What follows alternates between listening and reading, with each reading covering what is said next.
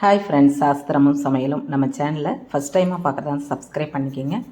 நம்ம கல்யாணம் விட்டு பருப்பு பொடி தாங்க பார்க்க போகிறோம். ரொம்ப ருசியாக இருக்குங்க. எப்படி என்னன்னு அளவுகளோடு பார்க்கலாங்க.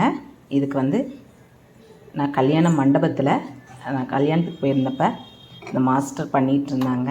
ரொம்ப டேஸ்ட்டாக இருந்ததுன்னு என்னன்னு விசாரித்தப்போ அவங்க 1 கிலோ அளவுக்கு சொல்லியிருந்தாங்க. அதை நான் நம்ம வீட்டுக்கு தேவையான அளவு 100 கிராம் எடுத்துக்கிட்டேன். அதே மெஷரிங்லையே இப்போ நெய் விட்டுக்கலாங்க. நெய் விட்டுட்டு 1 கப்பு துவரம்பருப்பு, இதை நல்லா கோல்டன் கலர் மாதிரி வறுத்துக்கலாம். அதிகமாக வறுக்கக்கூடாது. பொடி வகைகளுக்கு எப்போவுமே அளவுகளும் அந்த வறுக்கிற பதமும் தாங்க கரெக்டாக இருக்கணும். அப்படி இருந்தால் தான் சுவை அதிகமாக இருக்கும். நம்ம இந்த அளவுக்கு வறுத்துக்கலாம். நல்லா வறுத்து எடுத்துக்கலாம் பருப்பை. நெக்ஸ்ட்டு பார்த்திங்கனாக்கா இந்த அளவுக்கு போதுங்க பருப்பு வறுத்தது. அடுத்து பார்த்திங்கனாக்கா பாசிப்பருப்பு வறுத்துக்கலாம். அதுக்கும் ஒரு 5 சொட்டு நெய் விட்டால் போதும். நெய் விடுறதுனால ஒன்றும் கெட்டு போகாதுங்க. இது நான் 100 கிராம் எடுத்திருக்கேன். இது 1 மந்த்துக்கு போதும்னு நான் எடுத்துருக்குறேங்க. எப்போவுமே ஒவ்வொரு மந்த்துக்கு நான் அரைச்சிக்குவேன். இந்த அளவுக்கு நம்ம வறுத்தோம்னா போதுங்க. பாசிப்பருப்பையும் அதே கலர், அந்த கோல்டன் கலர்லேயே வறுத்து எடுத்துக்கலாங்க. பதமாக இருக்கணும். நம்ம வறுக்கிறதுலேயும் கருக விட்டுறக்கூடாது. ஜாக்கிரதையாக வறுத்து எடுத்துக்கணும்.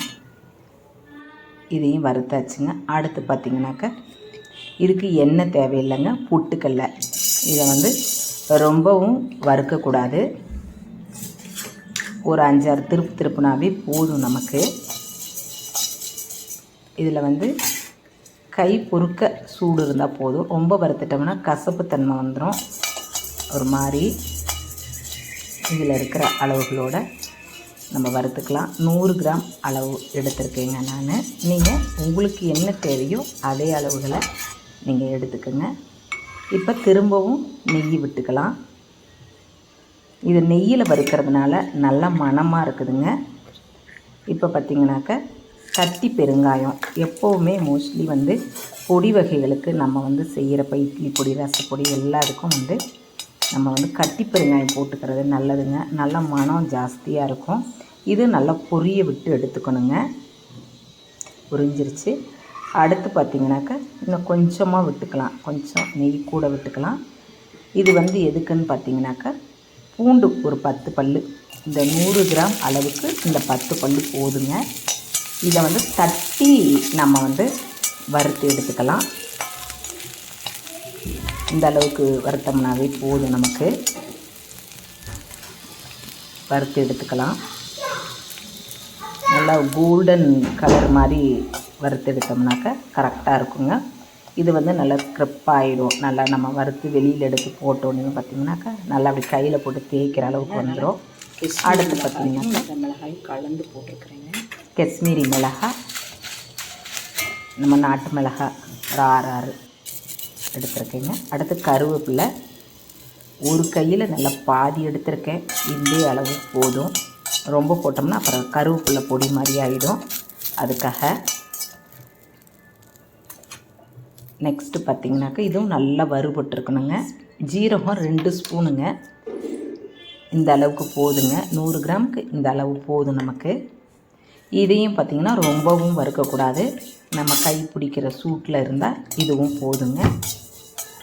இதையும் நம்ம வறுத்து எடுத்துக்கலாம். இதுக்கப்புறம் மிளகு வேணும்னா நீங்கள் போட்டுக்குங்க. நான் மிளகு போட்டிருந்தேன். எங்கள் குழந்தைங்க போன ட்ரிப் போட்டிருந்தேன், வேணான்றச்சுங்க. அதனால் நான் மிளகை ஸ்கிப் பண்ணிவிட்டு நீங்கள் வேணும்னா போட்டுக்குங்க. உப்பு 1 ஸ்பூன் வறுத்து போட்டுக்கணுங்க. இப்போ எல்லாத்தையும் நம்ம வறுத்தாச்சு. ரெடி ஆயிடுச்சுங்க. நமக்கு வறுக்க ஆரம்பிச்சுக்கலாம்.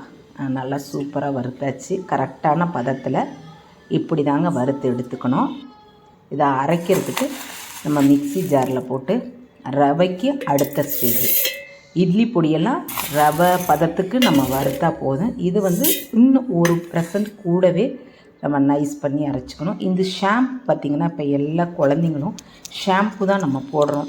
ஏன்னா நம்ம அந்த சூழ்நிலையிலேயே இருக்கிறோம். அவசர காலத்திலேயே நம்ம இருக்கிறோம். அதனால் குழந்தைங்களுக்கு ஷாம்பு போட்டு தேய்ச்சி விட்றப்ப டைரெக்டாக தைக்காமல் அதில் ஒரு பசும் பால் விட்டு நீங்கள் தேய்ச்சிக்கிட்டீங்க அப்படின்னாக்கா அந்த கெமிக்கலை வந்து அந்த அளவுக்கு நம்ம கரெக்ட் பண்ணிடுங்க. அது இல்லைனாக்கா நீங்கள் வந்து பன்னீர் கூட எடுத்துக்கலாம். நல்லா கலக்கிட்டு தேய்ச்சிங்கன்னா அந்தளவுக்கு நமக்கு ஷாம்பு போடுறதுனால எஃபெக்ட் இருக்காதுங்க.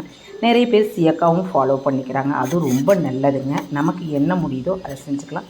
இந்த அளவுக்கு ஃபாலோ பண்ணிக்கிட்டாவே ஓரளவுக்கு நம்ம வந்து இந்த கெமிக்கல்லேருந்து எஸ்கேப் ஆகிடலாங்க. இப்போ பார்த்திங்கன்னா பொடி அரைச்சிட்டு வந்தாச்சு, ரெடி ஆயிடுச்சுங்க. இது வந்து நம்ம ஒரு அவசரத்துக்கு குழந்தைங்களுக்கு ஸ்கூலுக்கெல்லாம் வந்து சாதம் ஒயிட் ரைஸ் இருந்தால் போதும், நெய் விட்டு வெங்காயம் முந்திரி பருப்பு ஜீரகம் கொஞ்சம் போட்டு ரெடி பண்ணி நம்ம வந்து அவசரத்துக்கு செஞ்சு கொடுத்தாலும் நம்ம டேஸ்ட்டாக இருக்குங்க. வீட்லேயும் ஒரு நேரத்துக்கு ரசம் வச்சுட்டு ரெடி பண்ணாலும் சூப்பராக இருக்குதுங்க இந்த பொடி. இதே சுவையில் இதே மணத்தில் நீங்கள் செஞ்சு பாருங்கள் அளவுகளில். தேங்க்யூங்க. உங்களுக்கு பிடிச்சிருந்தா லைக் ஒன்று கொடுத்துக்கோங்க. சூப்பராக இருக்குதுங்க, நீங்களும் செஞ்சு பாருங்கள்.